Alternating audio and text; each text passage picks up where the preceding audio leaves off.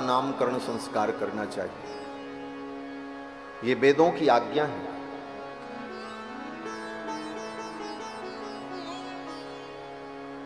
श्री दशरथ जी महाराज ने गुरुदेव वशिष्ठ को बुलाया। अतीत्यैकादशाहं तु नाम कर्म तथा करोत्। 11 दिन बीत जाने के बाद 12वें दिन श्री वशिष्ठ जी महाराज ने चारों कुमारों का नामकरण संस्कार किया। वशिष्ठ परम प्रीतो नामानि कुरुते तदा। गुरुदेव वशिष्ठ आए, देवताओं का पूजन हुआ, विधि विधान संपन्न हुआ और फिर गुरुदेव भगवान चारों कुमारों का नामकरण संस्कार किया। नामकरण संस्कार गुरु के द्वारा होना चाहिए, आचार्य के द्वारा होना चाहिए। आचार्य के द्वारा, गुरु के द्वारा जब नामकरण होता है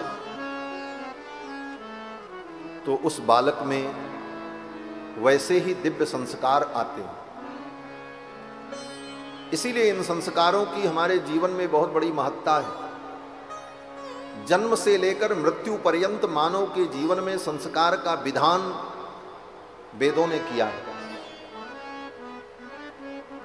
जन्म के पहले से लेकर मरने के बाद तक हमारे जीवन में संस्कार होते हैं। जन्म के पहले बोले गर्भाधान संस्कार, पुंसवन संस्कार, सीमंतोन्नयन संस्कार।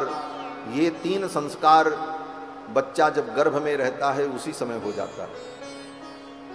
जन्म लेने के बाद चौथा संस्कार जातकर्म संस्कार होता है और फिर जब बालक 11 दिन का हो जाता है उसके बाद 5वां संस्कार नामकरण संस्कार होता है। और इसी प्रकार जीवन में समय समय पर अलग अलग संस्कार होते हैं।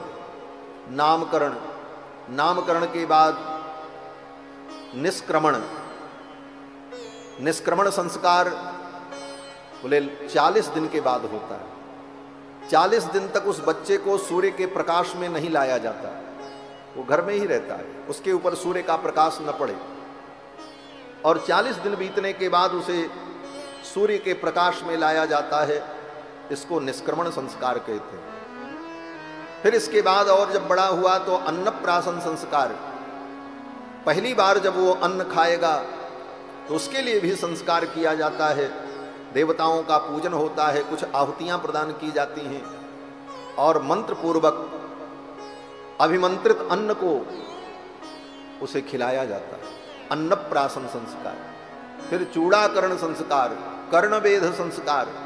इस प्रकार क्रमशः एक एक संस्कार जीवन में होते हैं। और जब जीव मर जाता है तो मरने के बाद उसका अंतिम संस्कार होता है, इसीलिए उसको अंतिम संस्कार कहते हैं। जन्म से लेकर मृत्यु पर्यंत जीवन में अनेक संस्कारों का विधान किया है वेदों ने।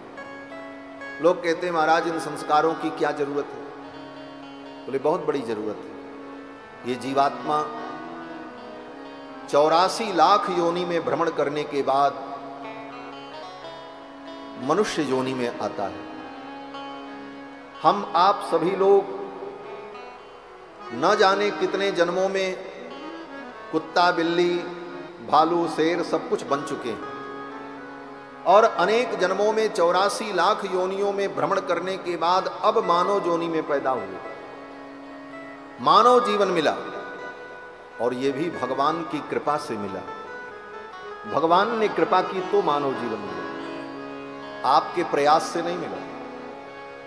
अगर किसी के प्रयास से किसी को मानव जीवन मिलता तो इतने पशु पक्षी जो दुखी हैं वो मानव बन जाते।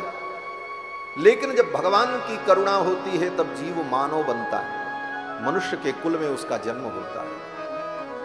इसीलिए श्रीमद् भागवत महापुराण में श्री प्रहलाद जी महाराज असुर बालकों को जब उपदेश देते हैं तो कहते हैं कि दुर्लभम मानुषम जन्म, ये मनुष्य जन्म बड़ा दुर्लभ है, बहुत दुर्लभ है।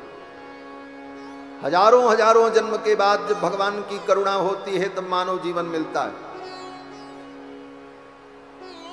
कबहु की करी करुणा नर देहि, गोस्वामी तुलसीदास जी महाराज भी लिखते हैं कि कबहू की करी करुणा नर देही, देत ईश बिनु हेतु सनेही। भगवान जब करुणा करते हैं तो ये मानव जीवन मिलता है। इसकी ये सबसे बड़ी विशेषता है। ये बड़ा दुर्लभ है, लेकिन इसकी एक कमी भी है। क्या कमी है? बोले ये मानव जीवन आपसे कब छीन लिया जाएगा इसका भी कोई ठिकाना नहीं। अनित्य है। दुर्लभम मानुषम जन्म तदप्यध्रुवमर्थदम।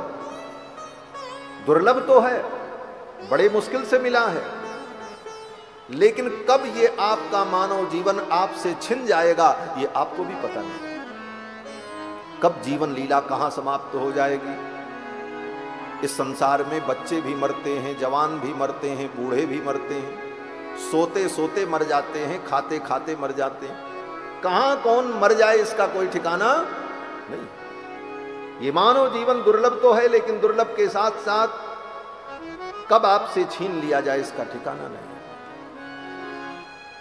एक क्षण में कहां जीवन समाप्त हो जाए, कहीं भी कोई व्यक्ति मर सकता है, कोई गारंटी नहीं। आज हम आपको कथा सुना रहे हैं, कल हम आपको सुना पाएं कि न सुना पाएं इसकी कोई गारंटी नहीं। और आप आज कथा सुन रहे हैं, कल सुनेंगे कि नहीं इसकी कोई गारंटी नहीं ले सकता। जीवन अनित्य है। अनित्यम सुखम लोकम इमं प्राप्य भजस्व माम।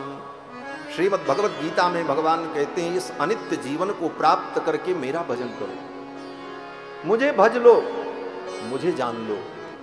ये जीवन बार बार नहीं मिलता, ये नरतन बार बार नहीं मिलता, और मिला भी है तो कब छीन लिया जाएगा कोई ठिकाना नहीं।